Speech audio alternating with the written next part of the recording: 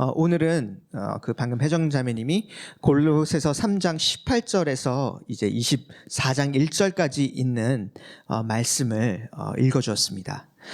오늘 말씀은 사실 굉장히 실용적인 두 가지 주제에 대해서 이야기를 합니다. 실용적인 두 가지 주제인데 가정과 일입니다. 가정과 일. 이 질문이 이것이 왜 실용적인 주제인지를 냐고 하냐면은 여러분 이 질문을 생각을 해보면 될 것 같아요. 지난 한 주간에 여러분 가장 혼자 있는 시간을 제외하고 누구와 가장 시간을 많이 보내는지 한번 생각을 해보세요. 본인이 혼자 있는 시간을 빼고 누구와 가장 시간을 많이 보내는지 생각을 해보세요. 이 질문에 대해서 이제 제가 찾아보면서 미국에서 이제 진행된 조사가 있는데 결국은 혼자 지낸 시간을 제외하고 항상 그 1등, 2등, 3등 안에 들어가는 그 큰 비중을 차지하는 그 시간 관계들이 있습니다. 하나는 배우자, 그리고 두 번째는 가족, 세 번째는 직장 동료입니다. 결국은 이 세 가지가 한 50대, 60대까지는 이 세 가지가 계속 왔다 갔다 해요. 엎치락뒤치락 하면서, 결국 바라보면은, 우리 삶에서 가장 큰 비중을 비중을 차지하는 관계가 결국은 가족 아니면은 직장. 이 두 가지입니다. 그렇기 때문에 오늘 말씀이 말하는 이 주제가 굉장히 실용적인 이유는 이 바울이 말하는 가정에 대한 이야기 혹은 직장에 대한 이야기가 우리 삶의 한 80%, 90% 이상을 차지하는 것이기 때문입니다.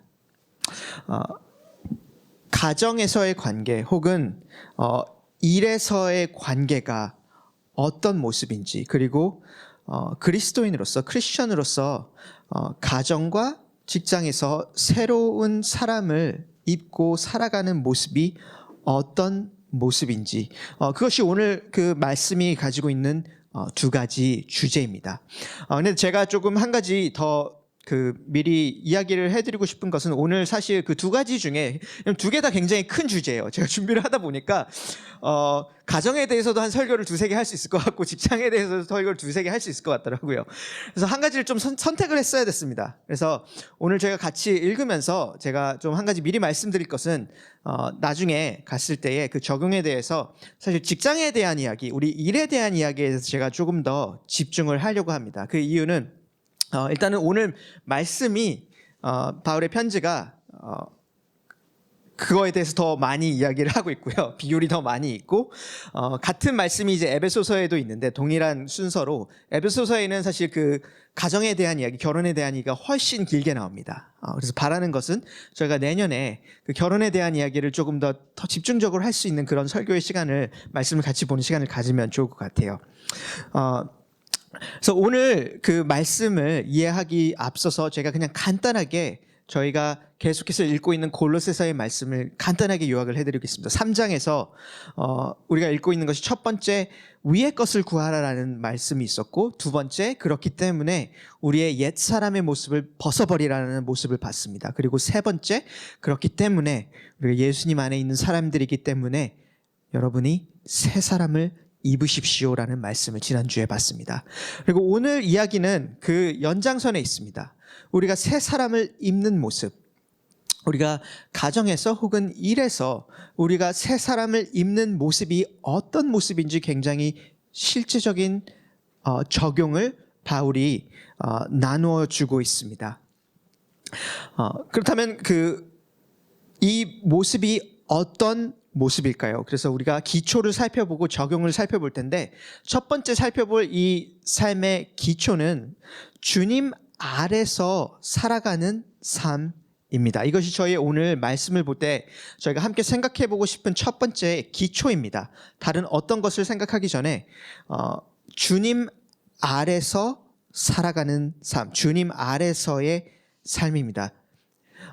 이것이 우리가 가정이든지 일이든지 우리의 삶을 차지하는 많은 영역에서 가장 기초가 되는 원리입니다. 한번 저희가 오늘 말씀을 한번 훑어볼게요. 왜냐하면 오늘 읽은 구절은 사실 8구절밖에 되지 않지만 여러분이 자세히 한번 보시면은 주인이라는 단어 혹은 주님이라는 단어, 원어로는 같은 단어입니다. 주인이라는 단어, 주님이라는 단어가 9번이 나옵니다. 그래서 한번 같이 훑어보면 좋을 것 같습니다. 예를 들면 18절에 아내든 여러분 남편에게 순종하십시오. 이것이 주님 안에서 합당한 일입니다. 20절에 마찬가지입니다. 자녀된 여러분 모든 일에 부모에게 복종하십시오. 이것이 주님을 기쁘게 해드리는 일입니다. 22절도 마찬가지입니다. 육신의 주인에게 복종하십시오. 주님을 두려워하면서 성실한 마음으로 하십시오. 23절도 마찬가지입니다.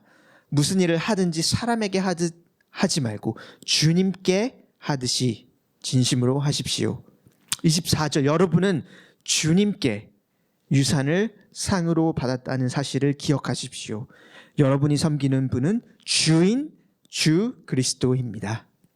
4장 1절도 마찬가지입니다. 주인된 여러분 정당하고 공정하게 종들을 대우하십시오. 여러분도 하늘의 주인을 모시고 있다는 사실을 아시기 바랍니다. 그래서 간단하게 훑어봤습니다. 오늘 여러 가지 바울이 그런 가정에 대한 이야기 그리고 일에 대한 이야기를 할 때에 가장 기초가 되는 것은 이 주인이라는 단어입니다. 예수님이 우리의 주인이시고 우리는 그분의 종입니다. 우리는 예수님을 위해서 살고 그리고 그분을 기쁘게 하는 것이 우리의 삶을 사는 목적이 됩니다. 이것이 그리스도인의 삶의 기초, 가장 밑바닥에 있는 기초입니다. 예수님이 나의 주인이라는 고백, 그리고 예수님이 나의 주인인 삶.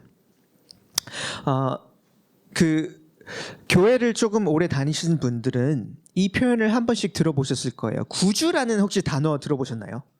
구주 혹시 뜻이 무엇인지 아시는 분 계신가요? 구원하신 주님. 네, 맞습니다. 알고 계셨네요. 깜짝 놀랐어요. 저는 왜냐면은 어렸을 때 그 표현을 되게 많이 들었거든요. 예수님을 구주로 영접해야 돼. 예수님을 구주로 영접해야 돼. 그 표현을 굉장히 많이 들었습니다. 근데 오랫동안 도대체 구주가 뭔지 몰랐어요. 구주라는 단어가 우리가 사용하는 단어가 아니잖아요. 그래서 도대체 구주가 뭐야? 근데 구주가 뭐길래 우리 예수님이 구주라는 거지? 나중에 가서 제가 이 구주라는 게 구원자 플러스 주인, 그 앞에 글자를 따서 구원자이자 주인이시구나. 구원자, 주인, 이 두 개가 합쳐진 단어라는 것을 제가 나중에 알게 되었습니다. 이 구주라는 표현, 그리고 예수님을 우리 구주로 영접한다라는 표현이 사실 그 그리스도인이 가지고 있는 믿음에 대한 표현입니다. 예수님이 그리스도가 나를 구원하시는 구원자라는 것, 그리고 나의 삶의 주인이라는 것을 인정하고 받아들인다는 의미입니다. 그것이 그리스도인이 가지고 있는, 그리고 복음을 받아들이는 우리 마음의 핵심입니다. 우리의 믿음의, 그리스도인 믿음의 핵심입니다. 그래서 그리스도인이 된다는 것은 단순히 하나님이 있다는 것을, 존재한다는 것을 내가 이제 알았어. 혹은 하나님이 진짜 살아계시다는 것을 내가 경험했어. 그것이 그리스도인이 되는 것의 핵심이 아닙니다. 그리스도인이 되는 것의 가장 큰 핵심 중에 핵심은 예수님께서 나의 구원자라는 것을 인정하고 예수님께서 나의 주인이라는 것을 우리가 인정하고 받아들이는 것입니다.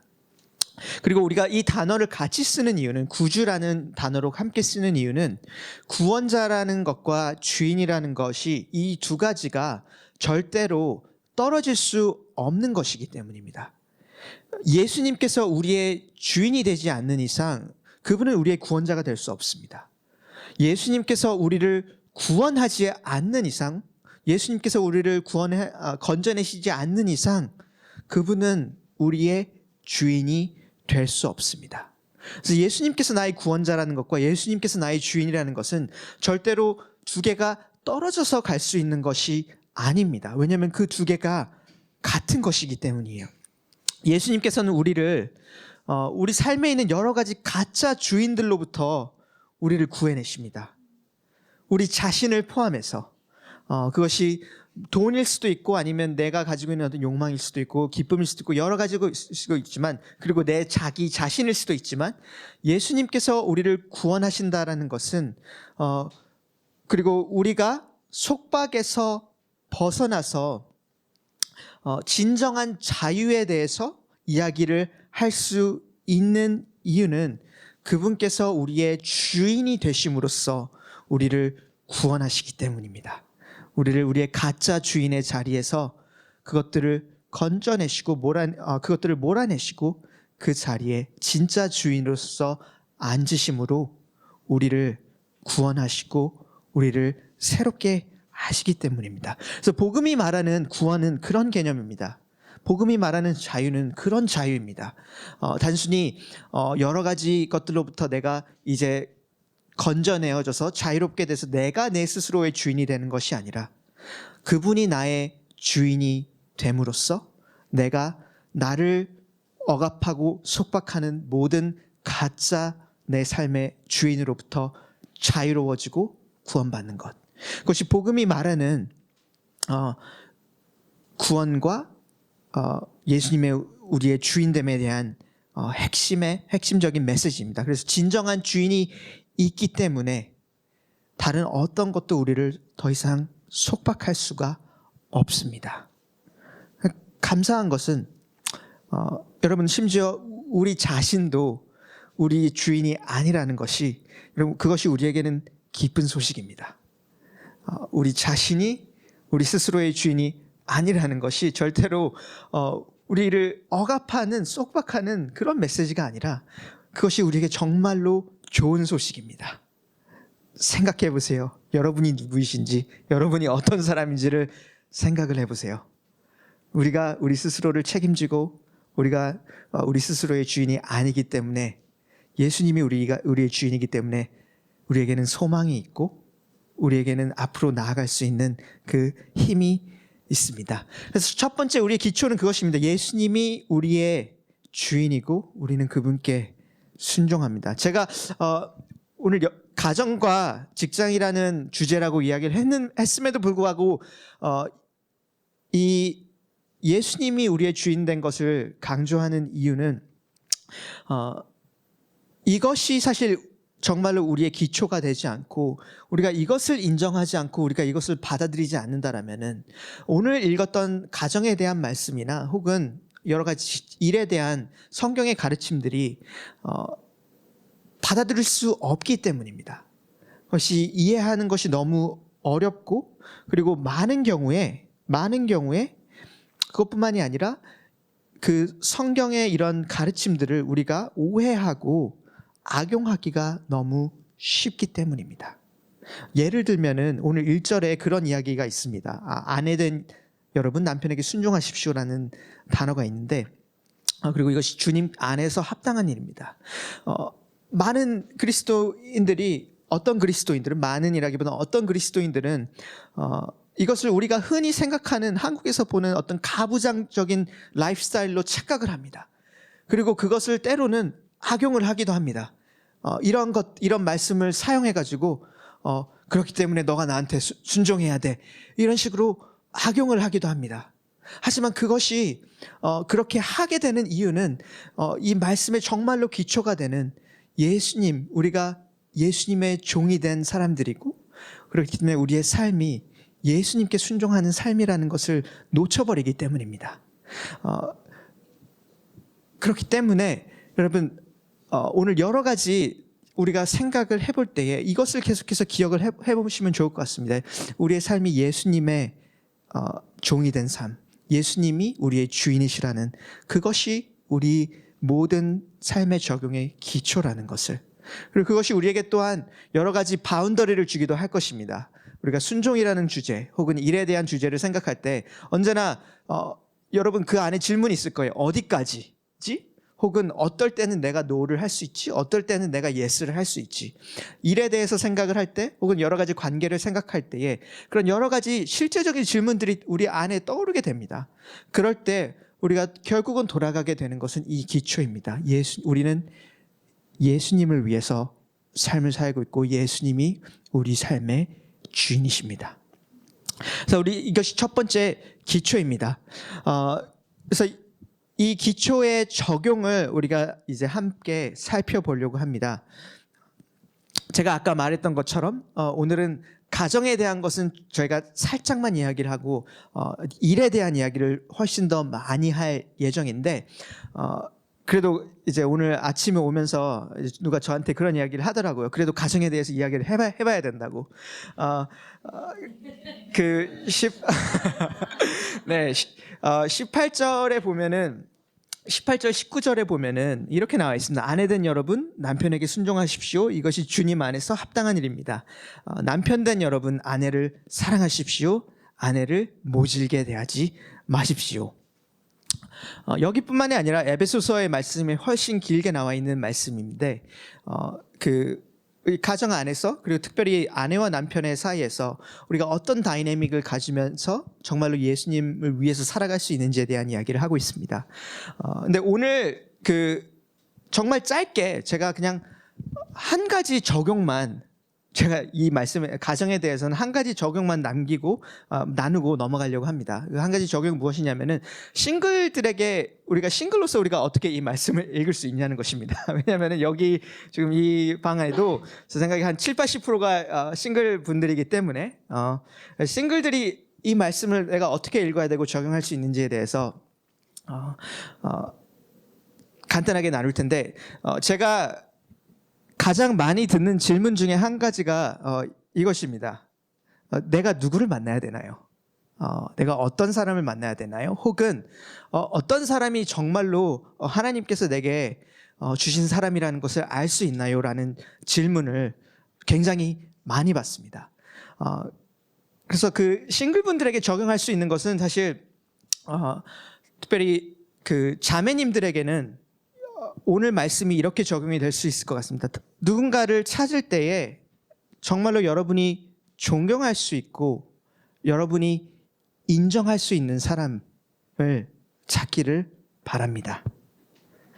그 사람을 정말로 존경하고 인정하는 것이 그 결혼의 관계 안에서 그리스도를 우리가 따라가는 삶의 일부일 것이기 때문에 여러분이 정말로 존경하고 인정할 수 있는 그런 남자를 여러분이 찾기를 바랍니다. 그리고 그것이 성경에 나와 있는 어떻게 보면 가장 큰 남편을 찾는 과정에서 가장 큰 그 크라이테리아 적용점 중에 하나인 것 같습니다. 그래서 여러분 싱글 여성분들 어떤 사람을 만나야 됩니까? 하나님께서 어떤 특별한 그런 응답을 주시지 않을 수 있습니다. 하지만 여러분들이 생각하실 수 있는 것 중에 한 가지는 정말로 여러분이 인정할 수 있는 사람, 그리고 존경할 수 있는 사람, 그런 퀄리티를 가지고 있는 사람을 찾는 것입니다. 동일하게 어떤 분들 여기 싱글 남성분들도 있습니다. 우리 형제분들도 있습니다. 제가 형제로서 같이 또 다른 관점에서 적용을 나눈다라면은 여러분 우리의 부르심은 싱글로서의 부르심은 우리가 매일매일 그렇게 존경받을 수 있는 사람 그리고 인정받을 수 있는 사람으로 성장해 나가는 것, 그것이 우리가 결혼을 준비해 나가는 과정입니다. 왜냐하면 우리가 그렇지 못할 때에 결국은 나중에 미래의 배우자가 우리에게 우리를 사랑할 수 있고 그 결혼의 생활에서 그것이 장애물이 될 수 있기 때문입니다. 그래서 싱글 형제분들 그리고 이거는 사실 결혼한 사람들에게도 마찬가지입니다. 우리는 매일매일 우리가 그 예수님을 순종하고 그 부르심에 합당한 삶을 살아가는 방식은 우리가 정말로 그런 인정받을 수 있는 그리고 존경받을 수 있는 그런 남편으로서 사람으로서 계속해서 성장해 나가는 것입니다. 그래서 네, 오늘 가정에 대한 이야기는 이렇게 짧게 두 가지 그냥 굉장히 현실적인 적용만 하고 저희가 그 다음 세 번째 포인트로 제가 넘어가려고 합니다. 세 번째 포인트는 그래서 그 방금 전거는 우리 그 주님 아래서의 어떤 결혼이었고요. 그 우리가 다음에 함께 살펴볼 포인트는 주님 아래서의 일입니다. 주님 아래서의 직장. 우리가 22절에서 25절을 제가 한 번 더 읽어드리도록 하겠습니다. 22절에서 25절을 보시면 이렇게 나와 있습니다. 종으로 있는 이 여러분, 모든 일에 육신의 주인에게 복종하십시오. 사람을 기쁘게 하는 자들처럼 눈가림으로 하지 말고 주님을 두려워하면서 성실한 마음으로 하십시오. 무슨 일을 하든지 사람에게 하듯이 하지 말고 주님께 하듯이 진심으로 하십시오. 여러분은 주님께 유산을 상으로 받는다는 사실을 기억하십시오. 여러분이 섬기는 분은 주 그리스도이십니다. 아멘. 여러분, 우리가 어떤 일을 하든지, 여러분이 어떤 직장에 있든지 주님 아래서 우리가 일하는 사람들입니다. 우리가 분명히 하는 일들이나 직장에 여러 가지 상사들이 있을 수 있습니다. 여기서 말하는 육신의 주인들, 상사 혹은 사장님 혹은 매니저, 누군가 우리 위에 있을 수 있고 우리가 그 사람들을 위해서 혹은 그 회사를 위해서 일을 하고 있을 수 있습니다. 하지만 그 모든 순간순간에 그리스도인들은 언제나 그 사람들을 위해서 일하는 것을 통해서 궁극적으로 우리는 우리의 진짜 주인이신 예수님을 위해서 일합니다. 여러분, 이것을 우리가 기억하기를 소망합니다. 우리는 어디에서 어떤 일을 하든지 우리는 예수님을 위해서 일을 하고 궁극적으로 그분이 우리의 일의 주인이십니다. 사실 오늘 읽었던 이 로마 시대의 그런 종과 주인의 관계는 사실은 현대 사회에서 더 이상 찾아볼 수 없는 종류의 관계입니다. 오늘 그 바울이 말하고 있는 이 로마 시대의 그런 종과 주인의 관계는 우리가 더 이상 찾아볼 수 없는 관계입니다. 왜냐하면 지난 2000년 동안에 그 정말로 이 복음을 통해서 변화됐던 사람들이 다수가 되어져 가는 사회에서는 언제나 그 노예를 해방하는 일들이 있었기 때문입니다. 로마에서도 마찬가지고 유럽에서도 마찬가지고 미국에서도 마찬가지입니다. 복음 때문에 삶이 변화되는 사람들이 다수가 되어져 가는 사회에서는 언제나 그 노예를 해방시키고 노예의 제도를 폐지시키는 일들이 언제나 있었습니다. 그래서 감사하게도 우리가 살아가는 20세기의 많은 거의 대부분의 나라의 어떤 이런 우리가 로마 시대나 혹은 예전에 보았던 그런 종과 주인의 관계는 더 이상 없습니다. 감사하는 건 우리가 일을 하기 싫으면은 우리에게는 언제나 그 일을 그만둘 자유가 있고 이직을 생각해 볼 수 있는 자유가 있습니다. 우리 종신직이 아닙니다. 네, 감사해요. 저는 그것이. 하지만 그럼에도 불구하고 오늘 그 바울이 말하는 이 종과 주인의 관계가 우리의 삶에 적용이 될 수 있는 이유는 이런 관계, 어떤 사람 밑에서 우리가 그 사람을 위해서 일하는 그런 관계, 혹은 우리가 어떤 사람 위에서 상사로서 혹은 팀장으로서 그 사람을 통해서 그 사람을 사용함으로써 일하는 관계가 여전히 우리가 사회 안에서 경험하게 되는 직장이라든지 회사라든지 우리 사회 안에서 경험하게 되는 관계의 모델이기 때문입니다. 그렇기 때문에 오늘 우리 말씀이 종과 주인의 관계에 대한 이야기지만 우리 직장에서의 관계에서 적용이 될 수 있는 말씀이기 때문입니다. 여기 있는 대부분의 분들은 아마도 그런 상사나 직장 상사가 있을 거예요. 여러분의 하는 일의 어떤 방향과 그런 질을 결정할 수 있는 사람이 분명히 있을 것이고 그 사람 밑에서 일하는 것이 대부분의 경험일 것입니다. 그리고 그 그리스도인으로서의 부르심은 우리가 그 사람들을 위해서 일할 때에 우리의 최선과 우리의 열심을 다하는 것입니다. 22절과 23절을 보면은 이렇게 바울이 말하고 있습니다. 사람을 기쁘게 하는 자들처럼 눈가림으로 하지 말고 주님을 두려워하면서 성실한 마음으로 하십시오. 그리고 무슨 일을 하든지 사람에게 하듯이 말고 주님께 하듯이 진심으로 하십시오. 두 가지 키워드를 바울이 말합니다. 성실과 진심. 그래서 여러분이 어떤 일을 하든지 이 두 가지가 있기를 소망합니다. 이 성실과 진심. 그것이 우리가 그리스도인으로서 예수님을 위해서 일하는 삶의 가장 큰 특징 중에 하나입니다.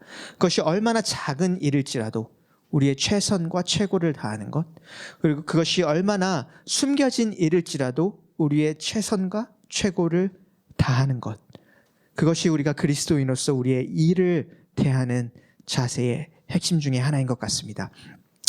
근데 우리가 그 이야기를 들을 때 여러분들 마음 안에서 사실 정말로 바로바로 드는 이 질문이 하나 있을 거예요. 이 질문입니다. 만약에 당신이 내 상사를 만나봤다면 그렇게 말할 수 없을 거라고. 너가 너가가 아니죠. 전도사님이 혹은 너가 만약에 내가 일하는 이 직장에서 이 상사와 일을 해봤다면은 이게 얼마나 힘든 일인지 알 수 있을 거라고. 여러분 그런 질문을 할 수가 있습니다. 그리고 그것이 사실 우리가 정말로 그 죄의 가운데 있는 세상을 살아갈 때에 경험하게 되는 대부분의 일들이 그런 것 같습니다. 그래서 주위에 정말로 뭔가 이상적인 직장 혹은 이상적인 일을 다니는 사람보다는 어려운 직장을 다니고 있는 사람을 찾는 것이 훨씬 쉬울 거예요. 우리의 어떤 죄의 모습들과 그런 깨어진 것들, 인간이 가지고 있는 그런 것들뿐만이 아니라 우리 사회의 어떤 구조가 가지고 있는 것들이 분명히 있기 때문에, 특별히 한국인으로서 우리가 21세기를 살아갈 때 우리가 그런 것들을 많이 경험하게 됩니다. 오늘 말씀에서 제 생각에는 바울이 우리에게 주는 두 가지 격려가 있는 것 같습니다. 우리가 정말로 그 어려운 직장의 모습 혹은 어려운 상사를 대할 때에 우리가 그 순간순간 주님을 위해서 일하는 삶을 살아갈 때에 바울이 여러분에게 주는 두 가지 격려가 있습니다. 그리고 제가 바라는 것은 이것이 우리가 매일매일 기억할 수 있는 격려가 되기를 바랍니다. 첫 번째 격려는 이것입니다. 주님께서 주시는 상이 있는 것을 기억하십시오.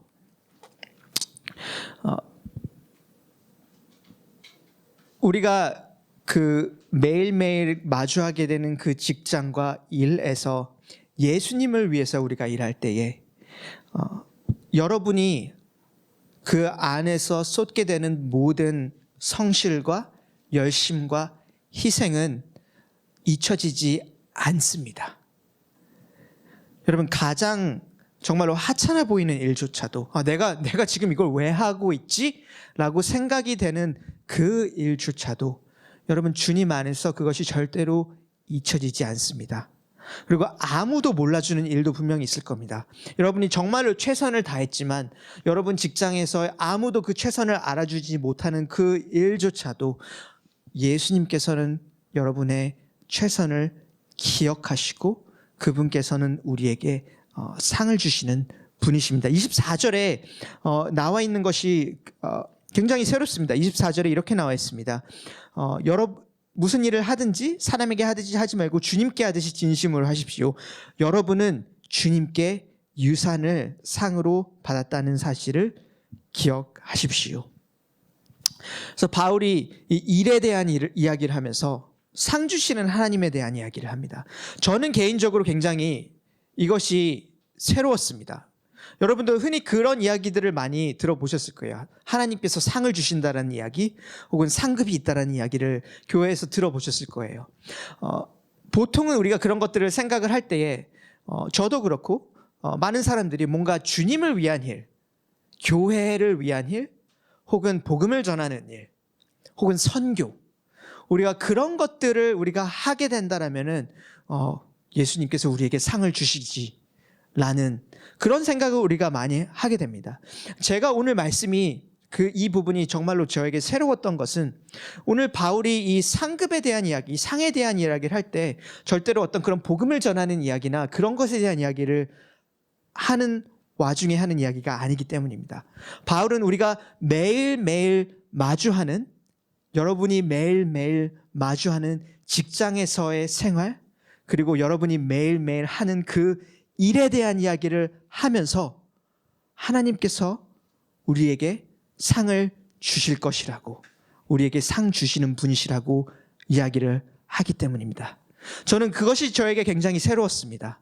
왜냐하면은 여러분이 매일매일 하는 그 최선의 일들, 여러분이 쏟는 에너지와 그 모든 것들을 우리가 주님 안에서 할 때에 주님께서 그것을 절대로 잊지 않으시고 주님께서 그것을 기억하시고 주님께서 우리에게, 여러분에게 상을 주시는 그런 일들이 있을 거라고 바울이 이야기를 하고 있기 때문입니다.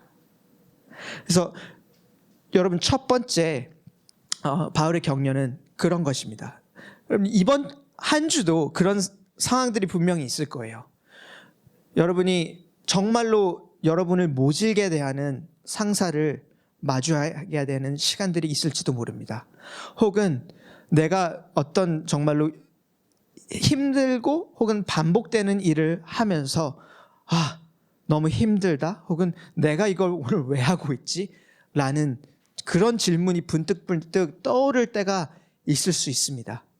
여러분, 제가 여러분에게 격려드리고 싶은 것은 여러분이 주님 안에 있는 사람일 때에, 그리고 그 모든 일들을 우리의 궁극적인 주인이신 예수님을 위해서 해나갈 때에 우리 직장에서의 그 일이 하나님께서 그것을 잊지 않으시고 기억하시고, 그리고 그분께서 어떤 형태로든 우리에게 상 주시는 분이시라는 것, 그것이 오늘 바울이 말하고 있는 격려, 여러분을 위한 격려, 그리고 우리가 정말로 그 힘든 상황들을 마주할 때에 우리가 붙잡을 수 있는 격려인 것 같습니다. 그 격려를 여러분 이번 한 주도 기억하시면 좋을 것 같습니다.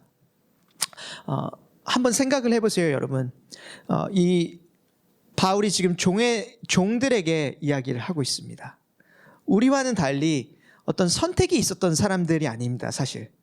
물론 굉장히 특별한 경우 그런 선택을 할 수도 있었지만, 많은 경우 그 그리스 로마 시대에 어떤 종으로 살아간다는 것은 많은 경우에 내가 어떤 선택이 있는 것이 아니라 그냥 그것이 주어지고 평생을 그렇게 살아가야 했던 그런 많은 그리스도인들이 있었습니다. 하지만 그 사람들에게 바울이 오늘 유산이라는 단어를 사용을 하면서 이 유산을 상으로 받았다라고 이야기를 합니다. 이 사람들은 사실 어떤 것도 유산으로 받을 것이 없던 사람들입니다. 하지만 그런 사람들에게 바울이 하나님께서 여러분에게 주시는 유산이 있다고, 우리가 이 땅에서 여러분들이 받을 유산은 없지만 하지만 하나님께서 여러분에게 주시는 유산이 있다고, 그것이 여러분의 상이라는 것을 기억하라고, 이것이 바울의 격려입니다. 두 번째는 이것입니다. 첫 번째는 주님께서 주시는 상이 있다는 것을 기억하시라는 것. 두 번째 격려는 이것입니다. 여러분, 우리의 주인이 예수님께서 정의로우시다는 것을 기억하십시오. 그분은 정의로우신 분이십니다. 25절에 이런 이야기가 있습니다. 바울이 계속해서 그 일에 대한 이야기를 하면서 불의를 행하는 사람은 자기가 행한 불의의 대가를 받을 것입니다. 거기에는 사람을 보고 차별을 하는 일이 없습니다. 라고 바울이 격려합니다. 예수님은 정의로우신 분이십니다. 사실 이것이 우리에게 두 가지로 적용이 될 수 있는 것 같습니다. 한 가지는 내가 계속해서 나의 게으름을 벗어나고 나의 최선을 다하고 그럼으로써 내가 예수님께 최선을 다하는 것. 하지만 동시에 또 한 가지 적용은 우리가 불의한 일을 당할 때에도 예수님께서 우리의 당한 불의를 아시고 정의로우신 예수님께서 그것을 기억하시고 궁극적으로는 그분께서 그분의 정의를 보여주실 것이라는 것. 두 가지로 다 적용이 될 수 있는 것 같습니다. 제가 한 가지 이야기를 나눌게요. 저는 개인적으로 20대 때 제가 일했던 환경은 사실 기독교인들이 굉장히 많이 있었던 환경이에요. 왜냐하면 제가 이제 서울에 올라오기 전에 그리고 대학을 졸업하고 나서 일했던 환경이 기독교 대학의 환경이었기 때문에 사실 많은 거기서 일하는 거의 한 80% 90% 이상의 사람들이 교회를 다니는 사람들 혹은 기독교인들이었어요. 근데 그 기독교인들이 함께 일을 하면서 이제 제가 발견했던 것 중에 이제 가장 재미있었던 패턴 중에 하나는 이런 사람들이었습니다. 어떤 것이냐면은 너무 우리가 흔히 말하는 이야기로 성령을 충만한 사람들이에요. 뭔가 예수님께 대해서 너무나도 깊은 감동을 받고 뭔가 복음을 전해야 되고 내가 선교를 해야 되겠다라는 그런 마음가짐을 가지고 있는 약간 그런 사람들입니다. 그래서 굉장히 교회 생활을 열심히 하고 성경 공부를 굉장히 열심히 합니다. 그런데 그 다음날 직장에 올 때 항상 10분씩 늦어요. 어떤 날은 15분씩 늦고 굉장히 예수님에 대한 이야기를 굉장히 많이 하는데 뭔가 일을 열심히 안 해요. 일을 게으르게 하고 혹은 밑에 있는 사람들을 굉장히 못살게 굴고 악용해요. 제가 그 그리스도인들이 많이 일하는 패턴 그 직장의 환경에서 발견했던 것 중에 하나는 그럴 수가 있다는 것이고 그리고 그것이 사실 예수님의 어떤 복음의 메시지를 전하는 것이나 우리의 믿음의 생활에 있어서 굉장히 큰 장애물이 된다는 것입니다. 비록 그 그리스도인들만 일하는 환경이 아니더라도 여러분이 직장 생활에서 그런 것을 경험을 했을 수도 있습니다. 제가 예전에도 몇 번 이런 이야기를 했었는데 왜냐하면 우리 직장에서도 그런 경우를 보기 때문입니다. 교회를 열심히 다니는 장로님, 사장님이에요. 그런데 세금을 제대로 안 내요. 막 세금을 착복합니다. 교회를 열심히 다니는 어떤 그 집사님, 팀장님이에요. 그런데 같이 일할 때에 계속해서 막 그 어뷰즈하고 여러분을 괴롭히고 못 살게 굴고 일을 못했다고 모욕을 주고 우리가 우리 직장에서도 그런 것들을 조금씩 경험할 때가 있습니다. 그리고 그것이 어떤 복음의 메시지가 드러나는 것에 대해서 굉장히 큰 장애물이 될 때가 있습니다. 그래서 여러분에게 오늘 바울이 주는 격려는 최선을 다하라 그리고 성실하라는 격려를 하면서 그것을 기억하라는 것입니다. 여러분, 우리가 궁극적으로 우리가 일하는 주인은 정의로운 분이십니다. 그분은 정의로운 분이시고 우리의 어떠함을 기억할 뿐만이 아니라 또 우리가 겪는 그 불의의 상황에서도 우리가 겪는 불의를 기억하시고 잊지 않으시는 분이십니다. 그래서 우리가 그리스도인으로서 여러분이 하루하루 일을 해나갈 때에 하나님께 가장 큰 영광을 돌리는 방법은 단순히 옆에 있는 사람에게 예수님에 대한 이야기를 하는 것뿐만이 아니라 우리에게 맡겨진 일에 대해서 우리의 가장 최선을 다하고 최선을 다하는 것뿐만이 아니라 정말로 깔끔하게 우리의 최고를 내어줄 수 있는 것, 그것이 어떻게 보면은 우리가 직장에서 하나님께 가장 큰 영광을 돌릴 수 있는 방법 중에 하나입니다. 그래서 여기 있는 모든 분들이 다른 직업을 가지고 있습니다. 여러분이 혹시 선생님이라면은 정말로 잘 가르치는 것이 우리는 주님께 영광을 돌리는 방법이고 우리의 주인이신 예수님을 위해서 살아가는 것입니다.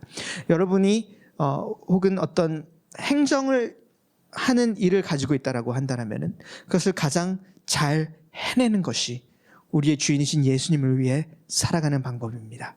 여러분이 하는 일이 번역이라면은, 매니저라면은 그것을 가장 잘 번역하는 것, 그리고 잘 매니지하는 것, 그것이 우리가 예수님을 위해서 살아가는 삶의 모습이고 예수님이 우리의 주인된 삶의 모습입니다.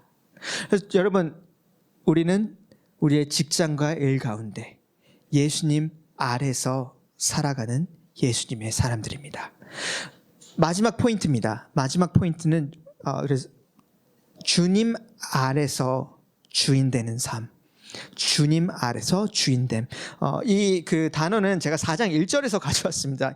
1절에 보면 이렇게 나와 있습니다.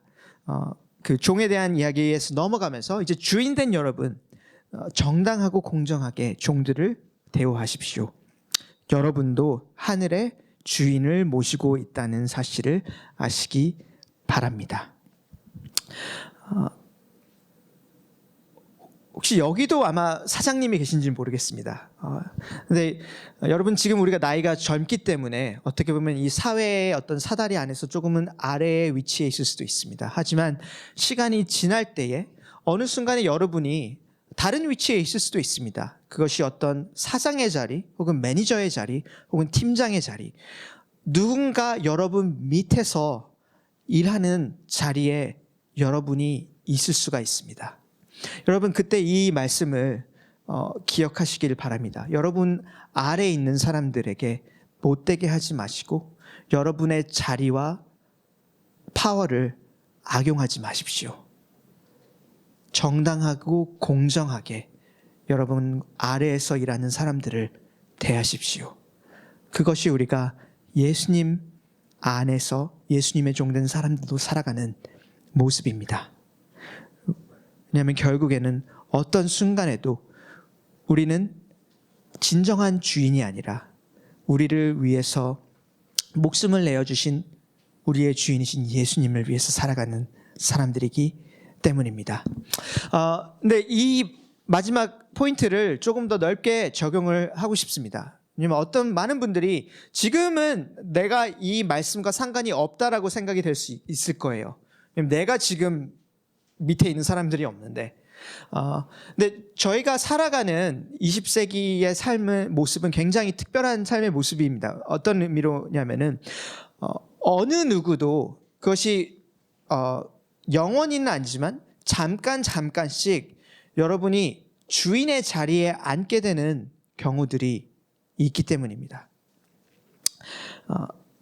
그렇기 때문에 이 1절의 말씀, 우리가 주님 아래서 주인된 삶의 모습을 우리 모두에게 적용을 하고 싶습니다.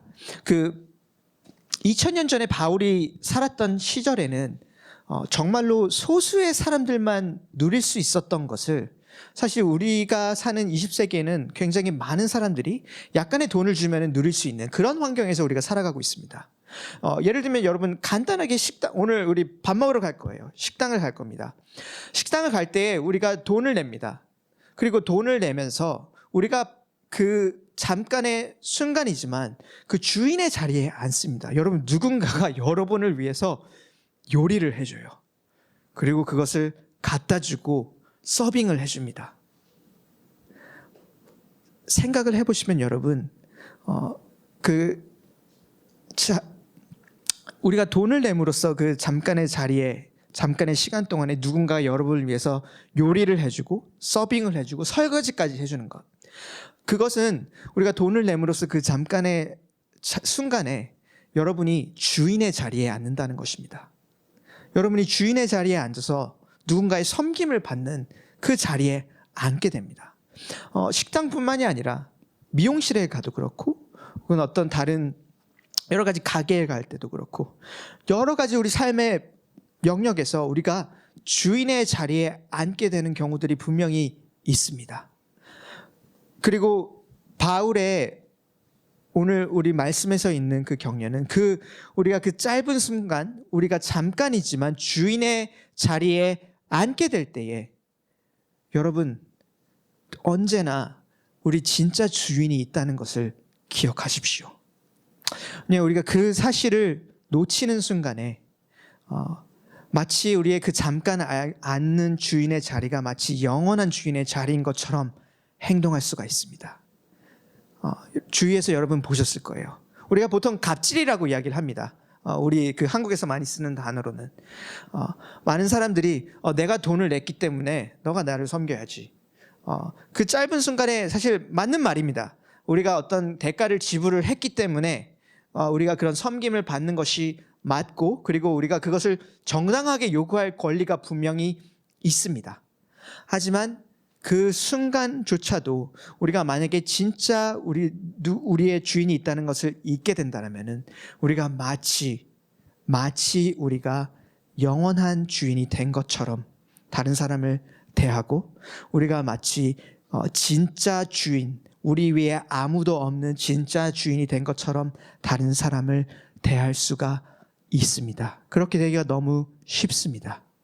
그래서 여러분, 그런 순간순간들에도 우리의 진짜 주인이 있다는 것을 기억하시고 우리가 겸손할 수 있기를 권면합니다. 우리가 그 순간조차도, 우리는 주인의 자리에 있는 순간조차도 우리는 우리 진짜 주인이신 예수님을 위해서 살아가는 종들입니다. 우리가 오늘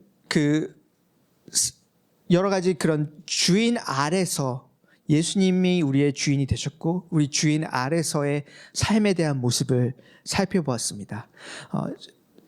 마무리 결론을 하면서 여러분 이런 질문을 할 수가 있을 것 같아요. 특별히 직장 생활, 어려운 상황 속에서 내가 이것을 진짜로 잘 할 수 있을까? 라는 질문, 혹은 너무 이것이 불가능한 것처럼 느껴진다 라고 생각이 들 수도 있을 것 같습니다. 여러분, 그 순간순간에 정말로 우리 모든 것의 주인이 되신 예수님을 기억하시기를 권면하고 바랍니다. 예수님을 기억하시기를 바랍니다. 오늘 우리가 읽고 있는 골로새서 1장에 보면 이런 표현이 있었습니다. 그분은 몸 대신 교회의 머리이시고 만물이 그분을 위해서 존재하고 만물이 그분을 통해서 존재한다. 우리가 마주하게 되는 예수님은 모든 것의 주인이십니다. 우리가 그것을 인정하지 하든 하지 않든 그분은 이미 모든 것의 진정한 주인이십니다. 그리고 그 진정한 주인이신 예수님께서 그분의 피조물들을 대할 때, 혹은 우리를 대할 때 절대로 그분은 나쁜 주인처럼 우리를 대하지 않으셨습니다.